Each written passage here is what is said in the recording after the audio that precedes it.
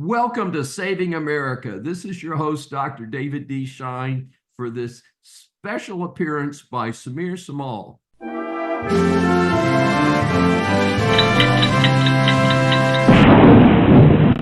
He is the CEO of Blue Ocean Global Technology and co-founder of Girl Power Talk. He is a CFA chart holder, a CFP professional, and a chartered alternative investment analyst. Sameer leads client engagements focused on digital transformation, risk management, and technology development. He is a subject matter expert witness in economic damages, intellectual property, and internet defamation cases. He authors CLE programs with the Philadelphia Bar Association. Sameer is a frequent speaker at private industry and public sector conferences, including engagements with the Federal Home Loan Bank, Global Digital Marketing Summit, IBM, New York State Bar Association, U.S. Defense Leadership Forum, and the U.S. State Department's Foreign Service Institute. He serves on the board of directors of Future Business Leaders of America and Girl Power USA.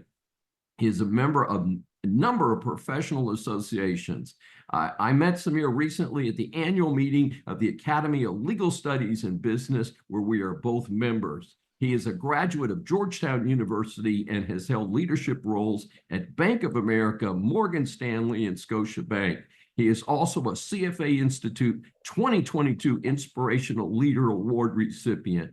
Now, we had to edit down this list of his accomplishments or we would not have time for the interviews. I hope I can live up to I didn't know if you were talking about me, but it's one of those things where I'm incredibly grateful for the opportunity to share perspective here. David, one of the things that I really value, Dr. Schein, is cultivating relationships with people. And that's why I joined the Academy of Legal Studies and Business and how we became friends. And I think our commitment to education and empowering people to make the most informed decisions is definitively mutual, which is how we ended up here today. Not after, just meeting in DC, but also the memorable lunch we had at one of your favorite French restaurants in Houston, going back a few weeks ago. And Sameer, as you know, this is part of our series of interviews for Saving America. And this establishes that the world is full of interesting people. And we welcome you here for your first appearance on Saving America. As you know, we asked 3 questions, and you and I talked briefly before we began recording today that our target is to inspire people to check into you and to say, hey, this is a pretty cool guy. Let's see what he's doing and to pursue more, not to tell the entire story, or that would take 2 weeks. And we don't have that much bandwidth. But our first question is, many people hear the acronym CFA, but what does that mean and why is that significant? Sure, David. Before I begin, I would say that, we'll try to remember that Abraham Lincoln aphorism of better to be thought a fool than to speak up and remove all doubt. So hopefully it's a memorable 15 minutes. CFA is Chartered Financial Analyst. The Financial Times called it the gold standard in finance. And it's a designation that's earned from taking 3 examinations that cover a wide discipline within economics, accounting, finance, alternative investments. And I think there's roughly around 250,000 or so CFA charter holders in the world. I've been incredibly blessed to not just be a CFA charter holder for the last 12 or 13 years, but to have roles at CFA Institute in a volunteer and also a consulting capacity. I've spoken at probably 50 plus CFA member societies. There's about 180 throughout the world. I've delivered programs. I've hosted their talk show. I author regularly for CFA Institute on a range of subjects that, of course, are of mutual interest. And I've also had the pleasure of there's 3 levels of the CFA exam. The last level is level 3, and I've been a CFA exams grader I was a senior grader for about, I think, 10 years up until COVID, and then they moved it online. And people would say, wow, Sameer, you must really be a closet nerd to be a grader of exams. And I said, well, that's definitely true. But actually grading the exams, David, was one of the best kept secrets at CFA Institute, because prior to COVID, they would fly in anywhere from 600 to 900 CFA charter holders from all over the world, and we would spend a week or 2 weeks together. And not only was that such an eclectic collection of beautiful, intelligent, and oftentimes I would say benevolent and altruistic people who wanted to give back to the profession, but they also did really fun things like rent out James Monroe's house for parties and get-togethers. And so that was a very special time in my life to be able to go down there and give back to the institute. I think anytime you have designations and credentials, and you being so accomplished, and not just being a lawyer, but also a practitioner in house with large organizations, as well as an academic and somebody that is driving the next generation of leaders in business and law. Anytime you have any designations, they're signals. So CFA is a really strong signal to the marketplace, to those that know about it, that this person has a stamp of understanding in valuation, in corporate finance, in accounting, in economics, and of course in ethics. And many CFA charter holders, the vast majority of them, go into and have senior roles in portfolio management, business management, venture capital, private equity, real estate. And so it's certainly not just been an awesome designation that people comment on, and those who know about it say, wow, Sameer, I had no idea you were a charter holder, and I saw that. But most importantly, like anything, it's about what you put in. And so I've put a piece of my heart, soul, and mind into the CFA community, and I've received a big multiple of that back to me in relationships, opportunities, and just authentic collaboration. Very, very impressive. Our second question is, how did you happen to start Blue Ocean Global Technology, and what type of services does that company provide? Yeah, so the joys of entrepreneurship. I always say I'm the chief dishwasher and last one to get paid, first one to fix all the problems. But entrepreneurship is many ways like jumping in the Pacific Ocean, trying to swim across. And I founded a wealth management company, registered investment advisor, and I didn't want to be held back by technology resources. So I did a global search looking for people of character, and I interviewed 100, 150 small businesses in digital marketing, in technology development, looking for some that I could hire for myself to launch our company, as well as for clients and friends. And I came across a couple really good ones, and I formed partnerships with them. I became a client, I referred clients, and I said, wait a minute, I've spent a year and a half, much of that time in the emerging markets, finding some really good partners. I should probably share those resources. And that is the impetus for how Blue Ocean Global Technology was created. And over the last 12 or so years, we've evolved. Of course, we specialize, David, in building, monitoring, repairing digital reputation. So how do you take the trust, goodwill, relationship capital you have offline for your business, yourself, and how do you represent that with authenticity on the internet? So when somebody is referred to Sameer and they go and Google him and they read about him and they say, wow, this is somebody I really connect with. And so online reputation management, custom technology development is a core focus. Additionally, we've evolved where a law firm, Nixon Peabody, said to us about 8 years ago, they said, Sameer, you've done really good work for our firm.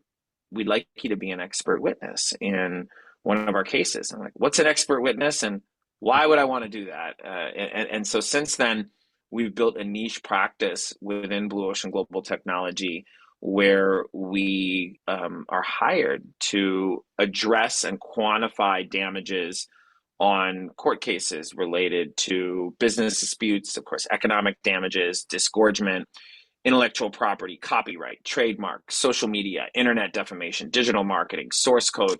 So there's a wide range because you can say that we have expertise in different areas. So we're called in by some of the largest law firms in the world, including some in the top 5, of course, by size and revenue, but many boutiques. And we're called in to craft expert reports, to provide litigation consulting services and advise attorneys on how they should proceed. And many times, as they say in my NDAs, to basically do their work and then be able to take on more cases. And that's been a product of the way that we've provided value.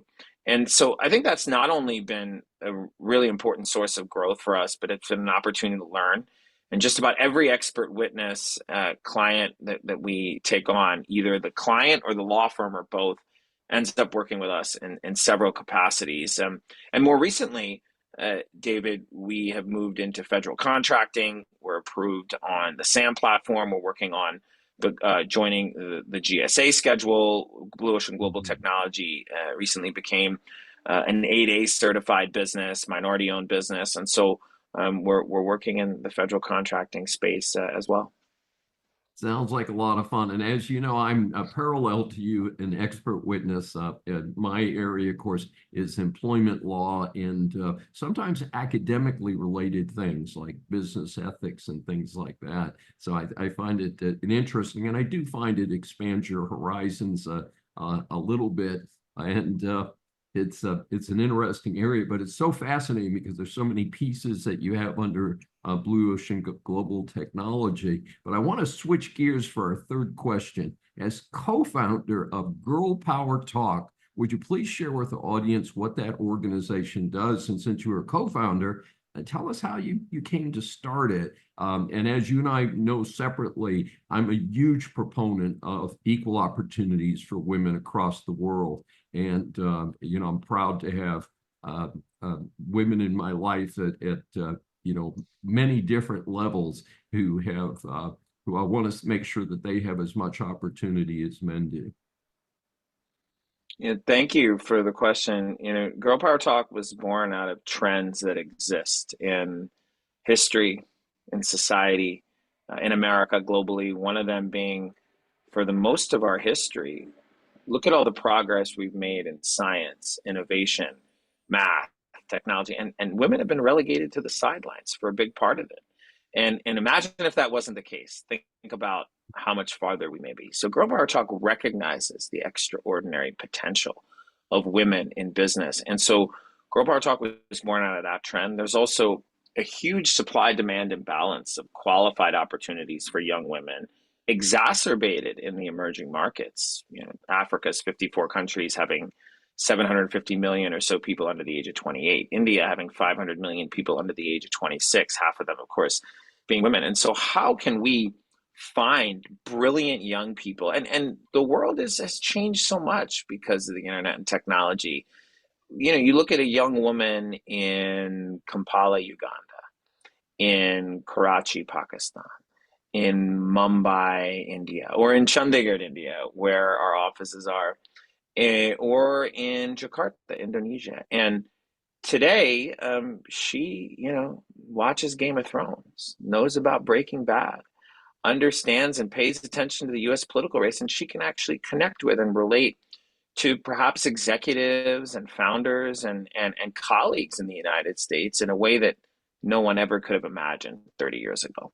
And so if you take those concepts and you say, you know what, imagine a fictional book, Dr. Schein, where young people are happy and there's intellectual freedom and they're learning, growing, and creating together. And there's a conscious bias towards women. Now imagine making it real. And in many ways, like the Peter Drucker aphorism, culture eats strategy for breakfast. Girl Power Talk was born to reverse engineer a company culture that is innovative, similar to perfection. We strive for it, knowing we can never achieve it. We believe in creating a utopia, knowing we never will, but we'll get closer than anyone else if we believe and we have a healthy balance. And then I also think young people, particularly younger generations, relative, generally speaking, of course, to older generations, they really care about driving social impact and doing good. And many times we reach this why in the road. I got to choose to have a career focused on money, or I'm going to go work for a nonprofit. And